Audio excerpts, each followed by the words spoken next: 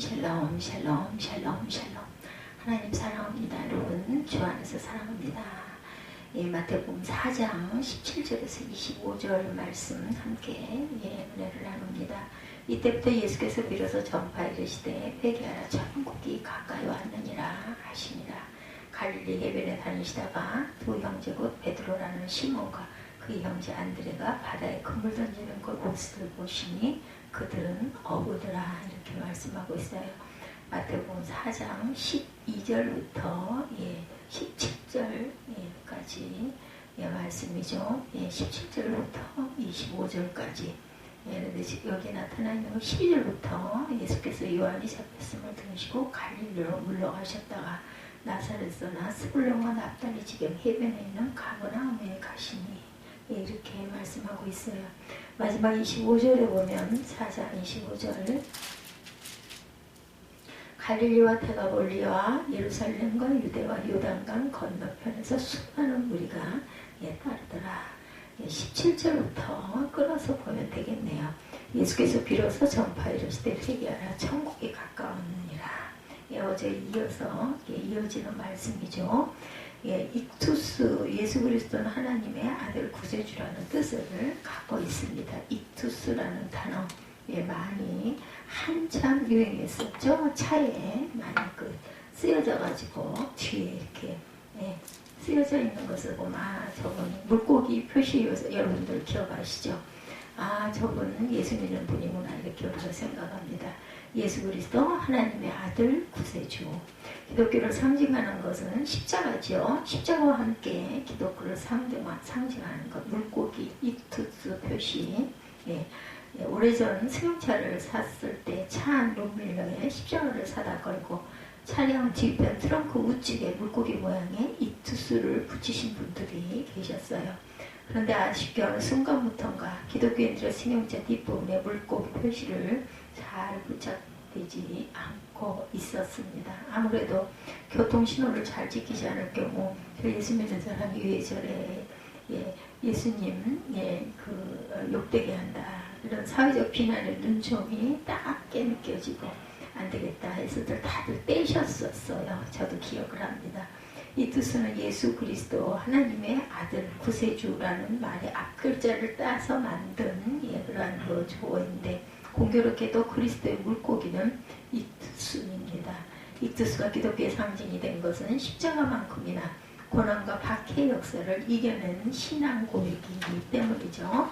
실제 몇 년 전 3차 성지 순례를 다녀오신 분들이 이태리 로마 카타콤 지하 무덤에서 물고기 표시가 그려져 있는 것을 보고 마음에 큰 감동의 물결이 밀려왔다. 이런 말씀을 하시는 것을 제가 들었습니다. 저는 직접까지는 못했고요. 기독교가 공인되기 전까지 기독교인들은 혹독한 박해를 겪습니다. 박해를 피해 카타콤 같은 지하 공동묘지를 삶의 터전으로 삼기도 하죠. 초대교회 성도들은 다른 사람들을 만났을 때 땅의 물고기의 발을 의미하는 반호를 그립니다. 반호, 이렇게 발족을. 반호를 받은 그 상대방이 그리스도인이 아니라면 그 뜻을 이해할 수가 없어서 그냥 지나치죠. 그런데 그가 그리스도인이라면 반대 방향의 반호를 그림으로 물고기의 온전한 모형을 완성을 시켜요. 딱 이렇게 같이 마주 붙여서 그렇게 예수 그리스도 하나님의 아들 구원자라는 고백이 완성이 됩니다. 얼마나들 기뻤을까요? 상대방의 신앙을 확인한 그리스도인들은 서로 안아주고 다독이며 필요한 것을 나눴다고 합니다. 그리고 이 땅에서 다시 못 보던 하늘에서 다시 보자는 말로 서로를 격려하고 헤어진다고 해요. 초대교회 성도들은 이런 방식으로 물고기 상징을 사용하며 신앙생활을 지속해 갔어요. 많은 핍박을 받을 때 드러낼 수가 없기 때문에 실제 교회의 역사와 문화 풍습에서 볼 때 물고기는 기독교와 밀접한 관계를 갖고 있습니다. 유럽에서는 기독교가 공인받은 4세기경부터 기독교 명절에 우리 고기, 소고기, 돼지고기 이런 고기 대신에 생선을 먹는 전통이 생겨납니다. 14세기경부터 절제와 금욕을 강조하는 대신 기독교인들은 육식을 하면 육종을 불러오고 생명을 도살하는 것으로 여겼다고 그러죠. 그러나 물고기는 이와 다르게 아주 특별한 의미를 가진다라고 여겼습니다. 예수께서 십자가에 달리시기 전날 최후의 만찬 식탁의 주 메뉴 중 하나가 빵과 포도주 외에 물고기였기 때문이었다 그래요. 10세기경 전 유럽으로 기독교가 확산됨에 따라 이런 문화가 더욱 널리 퍼져나갑니다. 당시 기독교 축일은 1년의 절반을 넘었고 그때마다 교회와 기독교인들은 막대한 양의 물고기를 먹었다고 그러죠. 자료에 따르면 그 무렵 유럽의 각 수도원에서는 그 양어장을 지어서 직접 물고기를 수급했다고 합니다. 그렇지만 양어장만으로 감당할 수가 없는 거대한 생선 그 수요에 유럽인들은 일찍 바다의 세계로 눈을 돌리게 됩니다. 네덜란드 사람들은 북해에서 잡아들인 풍부한 청어로 놀라운 부를 형성하기도 하고 그들은 청어를 소금에 절여 나무통 안에 밀봉하는 방법을 개발해서 그 기독교 축일에 유럽 각지에 내다 팔았다고 그러죠. 이는 네덜란드가 세계 최고의 해상 강국이 되는 발판이 됩니다. 당시 유럽인들의 식탁을 채운 또 하나의 생선은 대구입니다. 대구. 바이킹들은 스칸디나비아 반도의 차가운 바닷속에 사는 이 흰살 생선인 대구를 발견합니다. 대구는 청어보다 훨씬 저장도 쉽고 맛도 좋았어요. 바이킹은 이미 10세기경 무렵부터 대구를 잡아 덕정에 말린 뒤에 유럽 각지에 대답한 최초의 대구 무역상이었다고 그러죠. 대구 맛을 눈뜬 유럽인들은 저마다 마구잡이로 나섰고 당시 그들이 먹었던 생선이 무려 60%가 대구였을 정도였다고 합니다. 15세기 유럽의 대항해 시대에 유럽인들은 캐나다 동북부 연안 쪽에 뉴펀들랜드라는 세계 최고의 대구 어장을 발견하게 됩니다. 근데 문제는 유럽에서 대서양을 건너 당시 캐나다의 뉴펀들랜드까지는 죽음의 항해나 다름이 없었다고 해요. 그렇지만 기독교가 창출한 거대한 생선 시장에서 대구는 황금알을 낳는 거위였기 때문에 수많은 어부들의 도전이 계속됩니다. 이에서 물고기 대구는 원양어업의 시대와 함께 신대륙 이주와 정착까지 이끌어냅니다. 과연 기독교 역사에서 물고기와의 끈끈한 관계성은 아주 놀랍습니다. 오늘 나를 따르는 예수님의 부르심을 받은 최초의 제자들은 갈릴리 바다에서 그물을 던져 고기를 잡던 일단의 어부들이었어요. 17절에 따르면 예수께서 세례 요한이 체포를 당한 이후 본격적으로 천국 복음을 전파하는 것이 나타납니다. 이때부터 예수께서 비로소 흑암에 앉은 백성이 큰 빛을 보았고 사망의 댐과 그늘에 앉은 자들에게 빛이 빛이었도다 하였느니라. 이때부터 예수께서 비로소 전파 이르시되 회개하라 천국이 가까워 왔느라 하시더라. 이렇게 이어지고 있죠. 오늘 나를 따르라는 예수님의 부르심을 받은 최초의 제자들은 갈릴리 바다에서 그물을 던져 고기를 잡던 어부들이었었어요. 그렇죠? 17세 이렇게 회개하라 천국이 갖고 왔다. Respect for the kingdom of heaven is at hand 이렇게 나와 있습니다. 마태복음 4장 17절에 예수님의 이 메시지는 세례 요한이 요단강에서 세례를 베풀 때 전했던 것과 똑같죠. 마태복음 3장 2절에 보면 이렇게 나와 있습니다. 마태복음 3장 2절 앞장에 있으니 보죠. 이때 세례 요한이 이르러 유대광에서 전파하여 말하되 회개하라 천국이 가까이 왔느니라 하였으니 이는 선지자 이사야를 통하여 말씀하신지라 자랑 일렀을 때 광야에 외치는 자의 소리가 있어 이르되 너희는 주의 길을 준비하라 그가 오실 길을 곱게 하라 하였느니라. 이사야가 이미 예언했던 그런 내용이 그대로 전해져요. 복음은 각기 다른 시대의 그 아래에도 그 본질이 동일하기 때문에 영원한 복음이 됩니다. 예수님은 앞서 요한이 전했던 동일한 메시지를 전하심으로 세례 요한의 사역을 크게 존중합니다. 하나님께서 그의 종의 말을 세워주며 그의 사제들의 계획을 성취하게 하신다. 이사야 44장 25절이죠. 그 말씀을 이사야가 증거했는데 과연 예수님께서 회개하라 천국이 가까이 왔느니라고 전파함으로 하나님의 종의 말을 권위가 있고 확고하게 하시는 은혜를 베풀어 주십니다.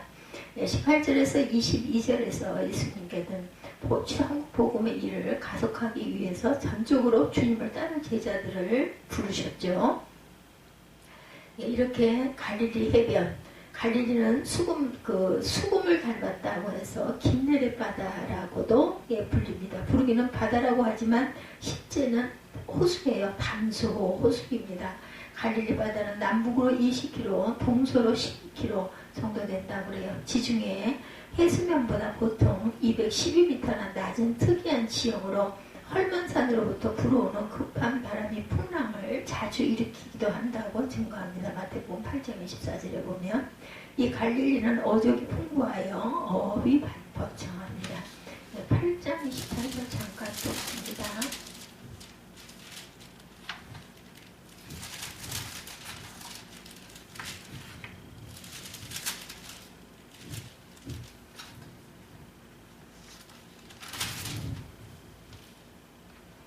네, 큰 돌이 일어나 배가 물결이 덮이게 되었으니 예수께서는 주무시는지라. 이게 바람과 풍랑이 불었던 이런 내용이 여기 나타나 있죠. 그래서 저희들이 막 놀라서 예수님이 주무시는 것을 깨우죠. 그래 물결아 잔잔하라 해가지고 물결이 잔잔하는 사건이 있었습니다. 이 갈릴리는 어족이 풍부하여 어업이 번창하죠. 예수님의 역사의 어두운 질곡에 갇힌 갈릴리를 중심으로 전도 활동을 이렇게 전개하시면서 베드로라는 시몬과 그 형제 안드레가 바다에서 그물 던지는 것을 보셨다. 이렇게 18절에 나타나죠. 베드로의 본명은 시몬이에요. 시몬. 예. 아람어로 개가 반석입니다. 예. 시몬은 드름이라는 뜻을 갖고 있습니다. 안드레는 순수 그리스식 이름으로 남자다움이라는 뜻을 갖고 있습니다. 안드레는 원래 세례 요한의 제자였죠. 요한복음 1장 40절에 보면 예수께서 메시아이신 것을 확신하고 자기 형제인 베드로를 그리스도께 인도함으로 하나님 나라의 최초의 선교사라는 칭호를 받게 됩니다. 역사 속에서 전하오는 바에 따르면 안드레는 그리스 아가야에서 십자가에 달려 순교합니다. 예수께서 베드로와 안드레 형제가 갈릴리 바다에서 그물을 어깨 위에 돌리며 던지는 것을 보시고 나를 따라오라 내가 너희를 사람을 낚는 어부가 되게 하리라 말씀하시죠. 예, 4장 19절에 오늘 19절에 이렇게 나타나 있습니다. 나를 따라오라 내가 너희를 사람을 낚는 어부가 되리라 하시니 그들이 곧 그물을 버려두고 예수를 따르니라. 곧 따랐습니다. 누가복음 5장 2절에는 예수께서 어부들이 작업을 마치고 그물을 씻는 것을 보신 것으로 기록되어 있죠. 그에 반해 여기 마태복음 4장 18장은 예수께서 그들이 생업에 바쁘게 전념하고 있을 때 제자로 택하셨음을 강조합니다. 마태복음 4장 21절에 따르면 예수께서는 세베대의 아들 야고보와 그 형제 요한이 그 아버지 세베대와 함께 배에서 그물 깁는 것을 보시고 제자를 부르시죠. 예, getting their nets ready 이렇게 증거되어 있습니다. 여기서 우리들은 하나님의 나라 복음 전도와 일상생활 속에 강력한 그런 활동이 매우 밀접함을 우리가 발견하게 되죠. 유대인들은 하나님께서 우리 인생에게 세 가지 선물을 주셨다 이렇게 여깁니다. 첫째는 혼인, 둘째는 안식일, 셋째는 노동입니다. 이 셋 다 모두 중요하지만 땀 흘려 집중해서 전문적으로 자신있게 열정을 다해 일할 수 있다는 것은 복 중의 복이라는 것이죠. 하나님의 은혜를 받는 사람에게 있어서 일은 멍해가 아니라 선물이고 축제입니다. 니콜러스 머리 비틀러 콜롬비아 대학 총장입니다. 1931년 노벨 평화상 수상하는 일에 관해 세 부류의 사람을 말합니다. 첫째, 일을 창조하는 소수의 사람들, 이들은 개인의 차원을 떠나 공동체를 바꾼다. 둘째, 일이 일어나고 있는 것을 방관하고 기피하는 사람들. 셋째, 어떤 일이 일어나고 있는지 전혀 생각조차 하지 않은 무관심한 수많은 사람들. 이렇게 나타납니다. 저와 여러분은 과연 어떤 부류이십니까? 예수님은 천국의 일꾼을 부르실 때 골방이나 기도원에 앉아만 있는 사람보다 할 수만 있다면 스스로 일할 것을 찾아 적극적으로 삶을 영위하는 사람을 찾으십니다. 우리 주님은 적극적으로 하나님의 나라를 위해 일하시는 분이시기 때문이죠. 성경은 말씀합니다. 내 아버지께서 이제까지 일하시니 나도 일한다. My father is always working and I too must work. 이렇게 말하죠. 요한복음 5장 17절이죠. 주님께서 베드로와 안드레, 야고보와 요한에게 나를 따라오라고 말씀하셨어요. 나를 따라오라는 것은 직접적인 예수님의 사역에 육체적으로 동참하고 함께하여 쫓아다니는 것을 전제로 합니다. 동시에 나를 따라오라는 것은 지금 제자들이 처한 세속적 삶의 방법과 목적과 관심을 모두 청산하고 오직 예수 그리스도만을 향하여 전환하고 예수님을 그들의 삶의 주인으로 모시고 따르는 추구이기도 하죠. 일찍이 하나님께서 예레미야 선지자에게 타락한 이스라엘의 죄를 징책하고자 어부를 보내고 사냥꾼을 보낼 것이다 이렇게 예언했었어요. 예레미야 선지자에게 16장 16절입니다. 예레미야 16장 16절. 보라 내가 많은 어부를 불러다가 그들을 낫게 하며 그 위에 많은 포수를 불러다가 그들을 모든 산과 모든 언덕과 바위 틈에서 사냥하게 하리라. 생명의 큰 빛이신 예수께서 아직 어둠 속에 잠겨있는 갈릴리 바다라는 우리들의 삶의 현장으로 오셔서 죄의 억압의 사슬을 끊고 자유하게 하십니다. 의와 희락과 화평의 나라에는 하나님의 나라가 임하심을 알리시고자 당신의 일꾼을 부르시죠. 20절에 따르면 주님의 부르심을 받은 베드로 안드레는 곧 그물을 버려두고 예수를 따르니라. At once they left their nets and followed Jesus.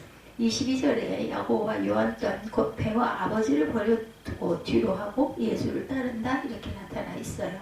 22절에도 바로 따르죠. 그들이 곧 배와 아버지를 버려두고 예수를 따르니라. 베드로와 안드레는 즉각적으로 주님의 부르심에 순종합니다. 예수께서 본격적으로 복음을 전하시고 사역하실 때 율법학자들, 바리새파, 또한 제사장 계급인 사두개파, 로마 제국과 적대적인 젤로파, 이밖에 로마인들, 헤로당 당파 등등 여러 집단들은 자기네들의 이념과 입장과 사상에 입각해서 예수님에 대해 적대시하거나 정치적 정략적으로 이용하고자 하죠.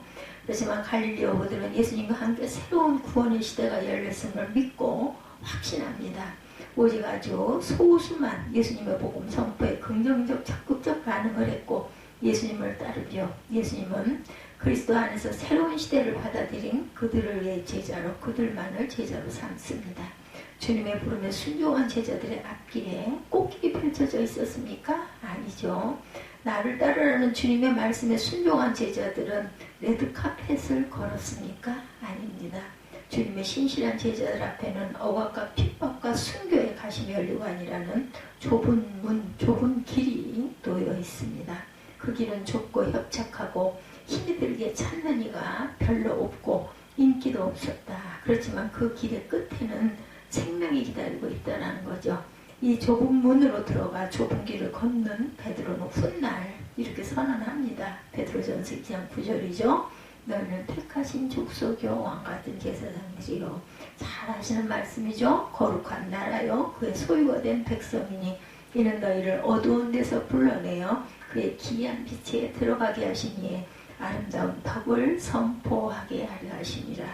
마틴 루터는 그리스도인에게 이 같은 말씀의 약속이 성취된다고 확신합니다. 크리스찬은 신앙의 온갖 것보다 높여지고 영적으로 만물의 지배자가 되죠. 아무것도 성도의 구원을 방해할 수 없고 만물은 그리스도를 믿는 자에게 복종하고 그를 구원으로 이끄는 데 도움이 됩니다. 근데 이것은 우리가 이 세상의 관습에 따라서 만물의 소유자가 되고 그것들을 사용한다는 의미가 아니죠. 왜냐하면 우리가 육체를 따르면 우리는 죽을 수밖에 없기 때문입니다. 예수 그리스도나 성도의 경우와 마찬가지로 우리도 많은 고뇌에 맞닥뜨리는 것이죠. 성도의 다스리는 권세는 영적 지배입니다. 비록 주를 믿는 자들이 지상에서 고뇌 속에 있을 때에도 위로부터 임하시는 주님의 은총과 성령의 임재는 여전히 유효하다는 것을 잊지 맙시다.